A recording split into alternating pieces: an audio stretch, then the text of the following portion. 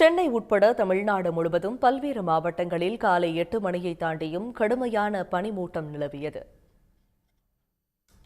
பொதுவாக ஆண்டுதோறும் மார்கழி, தை, மாசி மாதங்களில் பனிப்பொழிவு இருக்கும். அதன்படி அவ்வப்போது பனிப்பொழிவு நிலவிய நிலையில் திடீரென பல்வேறு ஊர்களில் பனி மூட்டம் அதிகரித்து காணப்பட்டது. சென்னை நகர் மட்டுமல்லாது புறநகர் பகுதிகளில் அதிகாலையில் கடும் பனிமூட்டம் நிலவியது. இதனால் மீனம்பாக்கத்தில் விமான சேவைகள் பாதிக்கப்பட்டன. ஓடுபாதை தெளிவாக தெரியாமல் போனதால் சென்னை வந்த விமானங்கள் நீண்ட நேரம் வானில் வட்டமடித்த நிலையில் பெங்களூர், திருப்பதிக்கு திருப்பிவிடப்பட்டன.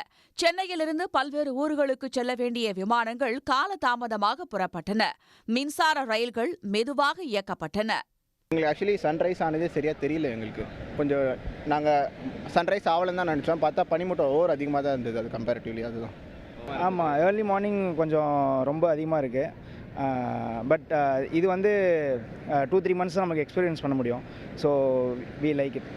காஞ்சிபுரம் நகர் மற்றும் அதனை சுற்றிய கோனேரி குப்பம், வையாவூர், ஏனாத்தூர், காரை, செவிலிமேடு, ஓரிக்கை, குருவிமலை, விப்பேடு, களக்காட்டூர் உள்ளிட்ட பகுதிகளில் கடும் பனிப்பொழிவால் மலைவாசஸ்தலம் போன்ற உணர்வு ஏற்பட்டது.